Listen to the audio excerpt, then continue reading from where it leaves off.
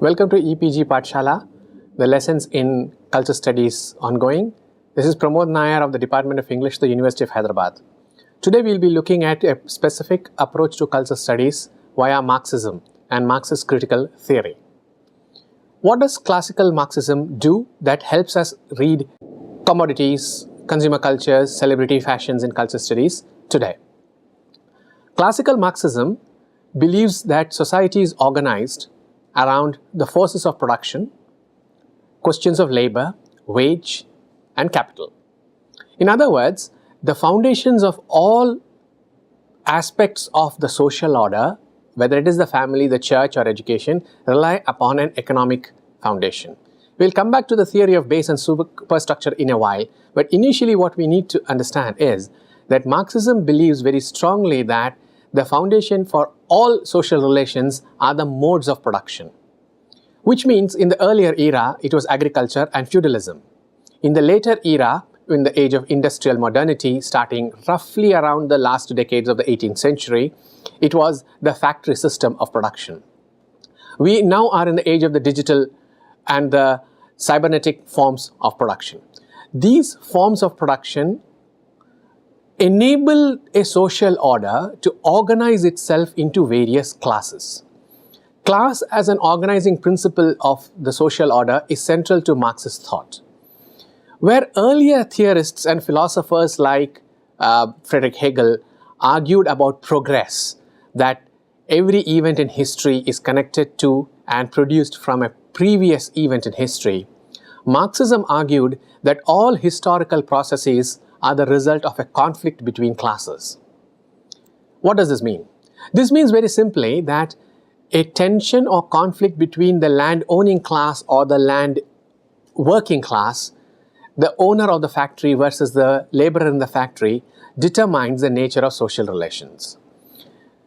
We are talking here, please understand, not only of mechanics of production such as the factory or the agricultural field or the farm sector, but also in terms of profit and wage. Money as attained through somebody else's labor and money as attained through my labor, as in what I earn as wage. What Karl Marx and Friedrich Engels, the founders of Marxist theory, were arguing was all social relations depend on who owns the process of production, who gains the profits from the process of production, and who labors to make sure that the process of production goes on. This seems perfectly fine at one level. However, the problem, as Marx and Engels pointed out, was the people who do not own the system of production, who do not control the mechanics of production, work as wage labor in a factory or on a farm for a specific number of hours a day for which they are paid a certain amount of wage. This also means, and this is the crucial part, the laborer has no greater investment in the process of production or in the product. He only delivers a certain amount of energy through his body or her body into the factory, and they are paid a compensatory wage. This is what Marx famously called alienation. Alienation is when the laborer is distanced from the process of production and the product that he or she manufactures. Marx argued that this was, over a period of time, detrimental to the nature of production itself, because the laborer has no interest, no expertise other than the small niche area in which he or she works. What are the implications of this problem of production and its processes? First is what I've already mentioned. A conflict between classes emerges where the laborer begins to think, I work and I get a wage, but where are the profits from the things I make? The profits from the things he makes go to the capitalist owner of the factory. It does not ever come to the laborer. Marx argued that this becomes the centerpiece, the cornerstone of the entire social edifice, because all modes of production are finally forms of social relations. This key insight into the way society is organized is at the heart of Marxist theory. And for us, understanding culture, we have one more step to take. This step also comes from classical Marxism, but has been built upon and developed by later Marxist thinkers whom you will be reading, like Louis Althusser and Raymond Williams. Marx distinguishes between the foundational aspects of society and the built-up cultural forms in that society. What do we mean by this? The foundational forms are what I have already described: the modes of production, the economics of it, and the products. He called it the base. The base is a set of economic relations, forms of production in any social order. Now, a social order, however, does not consist of only the factors of production, the farmhouse or the factory. All aspects of the social order include something else. For example, it includes religion, it includes entertainment, cultural practices like dance or music and literature. It includes structures like the family, law and order, all of these. Marx called it the superstructure. An argument enabled by his principal philosophical position that everything proceeds from the economic base.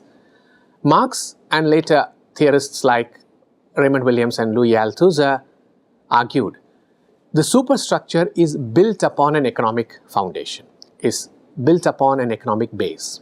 The superstructure is what we call culture. That is where our entry into culture studies begins. Cultural practices, which includes pulp fiction, science fiction movies, Hollywood, music, all of that, sports, celebrity cultures and films, they all are built upon an economic base. And the Marxist theory of culture argues that this base superstructure model is something we need to examine for one particular reason. Please recall what I've already said, that the economic foundation of society will determine class identity and class relations. This means, effectively speaking, those who own the factors of production, those who control the mechanics of production, are wealthier and therefore have more power. That brings us to the key concept in the later part of what we have to say today. Power is with those who control the means of production. But power is a more or less abstract concept because we don't quite know how it plays out. We will come to that in a while. What is important to understand is that those who control the mechanics of production, those who control the economics of a city or a town or any social organization are able to enforce power through certain institutions. Whether it's the law, the military, the monarchy, or the school system, power operates through institutional structures. These institutional structures, remember, are part not of the economic base but of the superstructure. In other words, power operates or comes out of the economic foundation but seeps through the entire superstructure which is built up all the way in many layers. What you need to understand is culture is a superstructural condition which conceals within it the actual nature of power relations. Now this at the present moment in our conversation might be a little bit difficult to follow, but hold on, we'll come back to this. What I'm trying to get you to see is that the economic foundation of any social order will generate its own superstructures. Power lies here at the economic level, but power also comes here. How it comes is the question we want to ask. For example, you will ask, how can you make an argument that films are about power, or music is about power, or sports are about power? That if you are saying that cultural practices are about power, that superstructure is about power, I don't see power in operation. See, the operations of power are rarely visible in that sense. The big contribution that people like Raymond Williams, Louis Althusser have made to the study of culture is to argue that all cultural practices are essentially practices of power. Now, how this operates, we will come to in a bit. In order to explain this shift from the economic base to the superstructure, we need to understand a couple of concepts.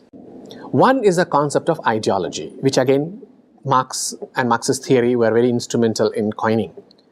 Ideology is a system of thinking, a system of beliefs, a system of the way we imagine. And ideology is a way of making other people believe what you believe in. So if I want to convert you into a believer in Marxism, how I deliver this talk is part of an apparatus, a part of a system. Now you will say, but you're only lecturing. That's the point I'm trying to make via Marxism. The institutional mechanism of this lecture, of the e-Pathshala program or a classroom or a postgraduate honors course, is the institutional structure where what we call a syllabus, a lesson, a teaching unit conceals the kind of belief systems I as a teacher want you as a student to understand. Ideology is a system where the factors of production remain invisible, where the power operates invisibly, but where you as a student agree with what I am saying. In other words, we are talking about the conversion of a group of people into our ways of thinking. So culture is a system where films, television serials, sports assume or make you assume and make you believe that this is only entertainment. But in fact, what they do is convey a particular model of thinking. Let's take the most common example that we understand in any of these things, the representation of women. The stereotyping of women over a period of say 50 to 60 years in contemporary Hollywood or Bollywood films makes us believe women are like this. Why do you believe that? Because after all, there are so many representations in cinema, in television serials, in comics and this, that and other, which tell you this. And you say, all of them are saying this, it must be true. The ideology of patriarchy, of unequal gender relations, is a structure of power. Men over or dominating over women. This is not visible, as in we do not see the power play out. Power is invisible but effective. But it manifests in cultural representations. If we are studying culture, we are effectively studying the power that the male gender has over the female gender. This is not, like I said, delivered directly. It's delivered through symbols, representations, and cultural practices. Which is why Marxism tells us, when you read this abstract thing called culture, you are actually reading power, which is on the side.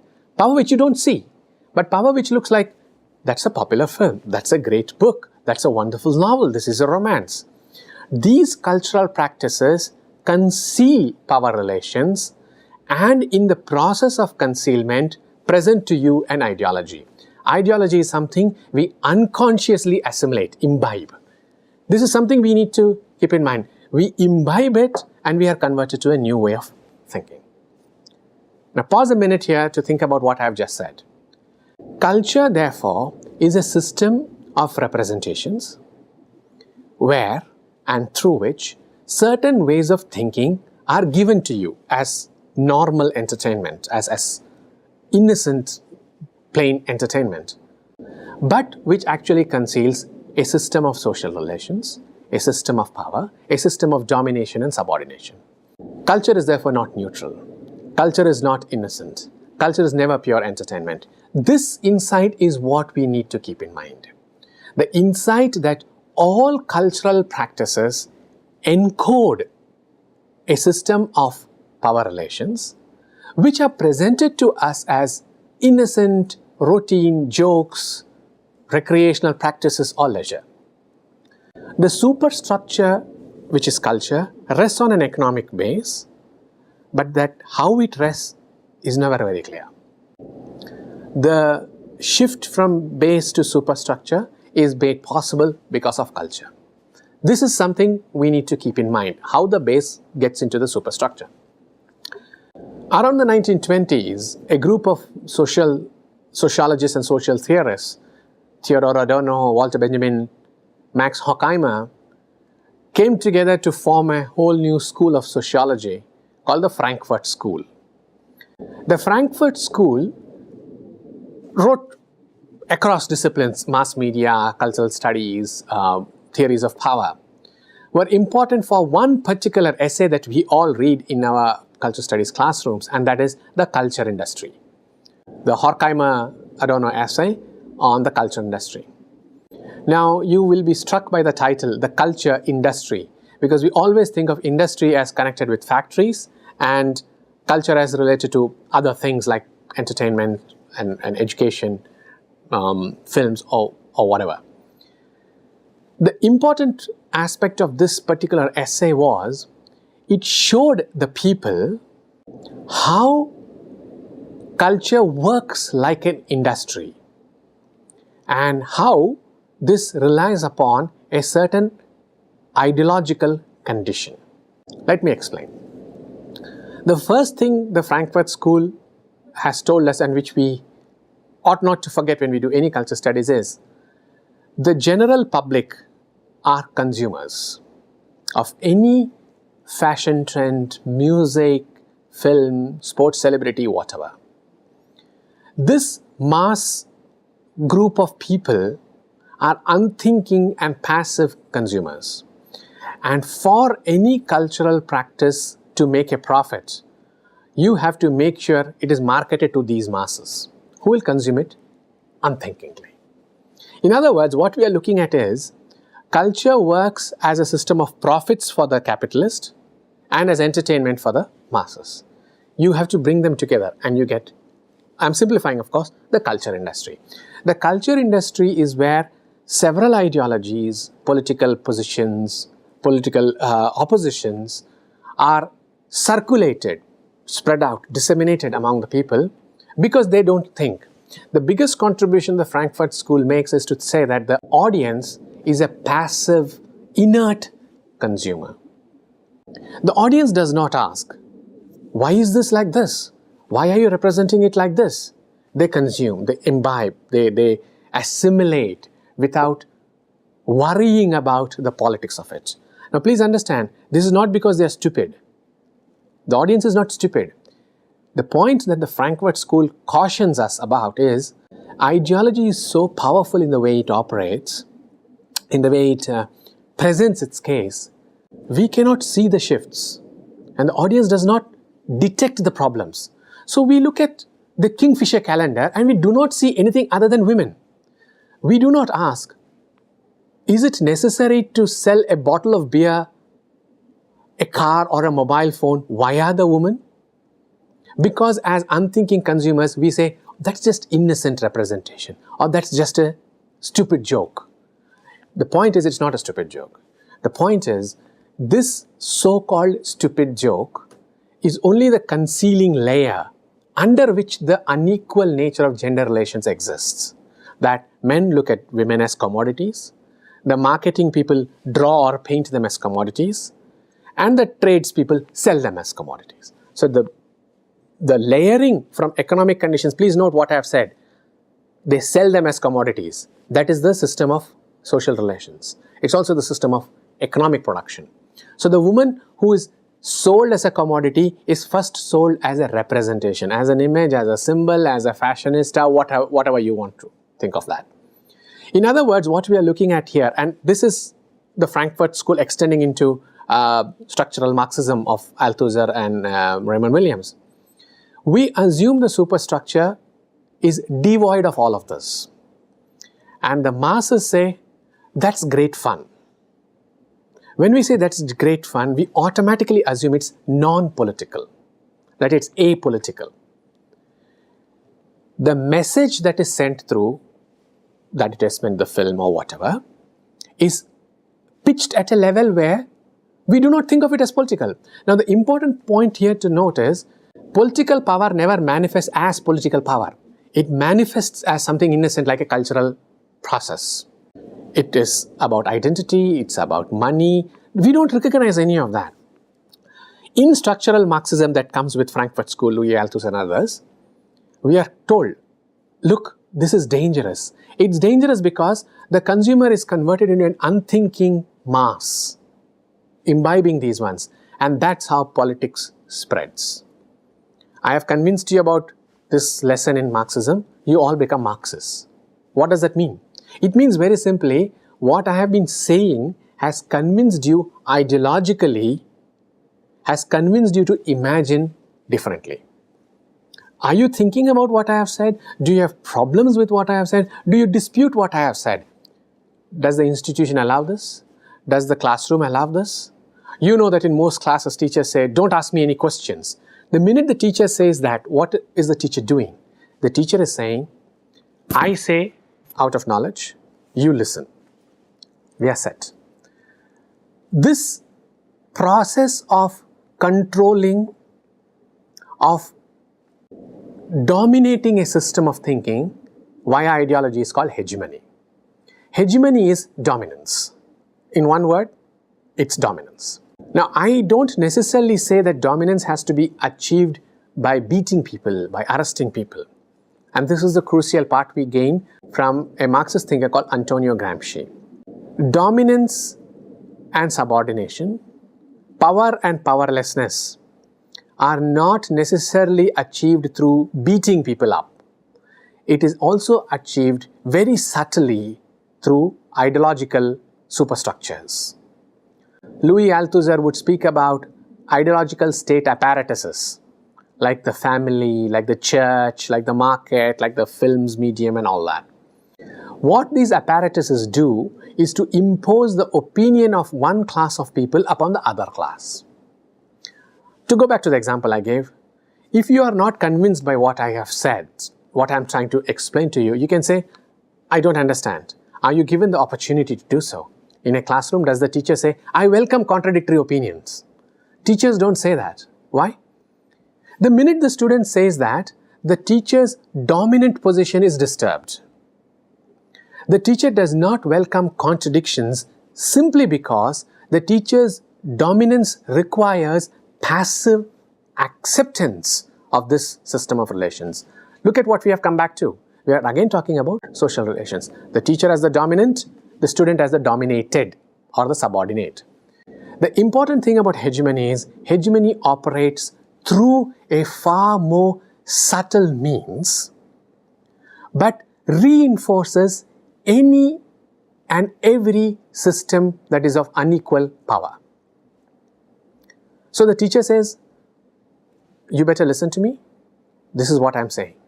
The student who says, maybe there is another view, is actually shifting the power relations in that class by saying, you may be the teacher, but I have a point of view that's going to contradict yours. So the power relation between teacher and student gets a little disturbed. Teachers don't want that. Institutions don't want that. Which means effectively, we have imposed the teacher's point of view upon the student. Now, how is this going to operate? We do not quite know yet. We see it happening in various places. What does the teacher gain? What does the thinker gain? What does the politician gain? The politician gains various things, which we know. But that's not our subject. We are talking about culture. I may not be able to convert all that I gain into money. But I gain something else. I gain something called cultural capital. Cultural capital is an unquantifiable, non-measurable advantage I get from possessing, say, knowledge. Cultural capital operates in very odd ways. It operates through influence. It operates through prestige. Prestige is something very difficult to pin down as to what it does. But for instance, if you are a person who lives in India long enough, you will know. If you want to get anything done, you get somebody who will put in a word for you. What is that supposed to mean? It means very simply, the person who puts in a word has something called influence. We put that within quotes. Influence is a system of power. Influence is a system of hegemony, where the person who puts in a word on your behalf is able to change the course of actions of the other people. Influence is cultural capital. Prestige is cultural capital. Now, cultural capital, like I said, is not monetized. It's not converted into immediate material benefits. It does not manifest as money, for instance, or buildings and things like that. It changes its nature into something else because the person who has cultural capital becomes, say, famous or influential. It's a powerful man. When you say a man is powerful, it does not mean he's a weightlifter. It means very simply, he can influence somebody else by other means. Cultural capital is important because it tells us something about, again, to go back to what I began with, the system of production, questions of power, and questions of social relations. The man who has power does not necessarily own a factory. The man who has power, however, still imposes this power through specific means. Those means are cultural. This brings us to what is at the heart of what we are doing in Marxism and cultural studies and cultural theory. When we study any cultural practice, whether it is the IPL, whether it's calendars, whether it's automobiles, we are effectively talking questions of power. And when we talk questions of power, we are talking about systems of production, process, profit, wage. But we are also talking about hegemony and ideology. You can at this point say, but all culture doesn't stay the same way all the time. You are absolutely right. Raymond Williams argued that we need to distinguish between dominant culture, resistant culture, and emergent culture. If we look at cultural practices like films, the family is promoted as a dominant structure of social organization in all of them, whether it's Hollywood or Bollywood. The family is at the centerpiece of everything, right? The family is part of a dominant cultural system. It is idealized. It is given to you as a possible solution to most social problems. It is what gives you an identity, and so on and so forth. What I'm saying is, a dominant cultural practice is effectively giving you an ideology. Not as ideology. Do understand, I said ideology is invisible, but as something to be thought about, considered. All cultural forms have a dominant aspect to it, whether it's about masculinity, whether it's about the family, whether it's about religion, or whatever you want to think about. But at some point, these dominant cultural forms and ideologies meet up with some kind of resistance, where some people will say, no, but I don't agree with what is going on here. I don't like what's going on here. I think it takes away my freedom, my identity, or whatever. All cultural practices also have a certain resistant cultures emerging from within it. By resistance, I don't necessarily, please understand, mean violent actions to overthrow a cultural form. That was the Chinese Cultural Revolution in the 1920s under Mao. That's not what I'm speaking about. I'm speaking about, say, films or cultural practices that question the dominant ideology, that will, for example, ask, why should families be of this kind? Why can't there be women-centered families? Why should political powers be operating in this fashion? Why can we not think of alternate systems of government? The minute people ask these questions, you're getting a culture divided into the dominant and the resistant, where the resistant says, there are problems. That's patriarchal, or that's classist, or that's caste-ridden. When we say that, we immediately say, okay, so the dominant form is not 100% dominant. It meets up with some resistance. So, dominant and resistant. There is a third category. You surely know things like street theater or alternate media and alternate cinema. What are these forms? Now, when we talk cinema, we invariably think of Hollywood, Bollywood, and the large film industries across the world. What do you think of alternate cinema? Radically different filmmaking systems, stories, choreography, everything is different. What do we say about those? What these do is not cater to the masses. Please remember what I said about the cultural industry. They don't cater to the masses. They have a very small percentage of people to whom they're addressing these comments, these ideas and ideologies. These are what we can think of as emergent cultures. Emergent cultures start off as subcultural forms. Subcultures are cultures within cultures, small, terribly specialized forms of cultural practices. Punk starts off as a subcultural practice in the United States. Tattooisms, all those things that they do are subcultural forms. Emergent cultures destabilize the established dominant modes. They offer you new ways of thinking about family, sexuality, growing up, age. And we say, you know what, we never thought of these structures in this fashion. Emergent cultures are important because they directly address the ideological structures that rule cultural practices. They question the foundations of those, and they say, there's a different way of thinking. There's a different way of seeing things. Now, if you look at what we have done all through here, we have moved from systems of production through cultural forms to alternate cultural forms. Alternate cultural forms are important because they give us a little bit of critical space where we can actually distinguish between the dominant ideology and the resistant one, where we can actually say there is an ideology. For cultural studies, Marxism becomes very important because it brings together two things, two concepts and two ideas which you have never put together: culture and power. Culture and power are to be read together. They are to be read as consisting of each other. There is no culture which is not about power. There is no power which does not have a cultural form. Marxism's greatest contribution to cultural studies is therefore to say that there is no such thing as innocent culture. Thank you. How much time was that?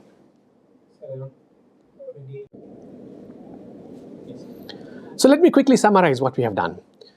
What we have looked at is Marxism and its approach to cultural studies as a theoretical framework, and Marxism's reading of culture. What we have been looking at so far is the question of linking culture with power, to look at how power operates, to look at concepts like ideology, hegemony, and cultural capital. We looked at the Frankfurt School. We looked at variations of the Marxist model in Louis Althusser, Raymond Williams, Antonio Gramsci, where we discussed how what looks like innocent cultural practice or entertainment actually is a hidden way of speaking about ideological formations. And these ideological formations are reliant upon and reinforce unequal social relations. Thank you.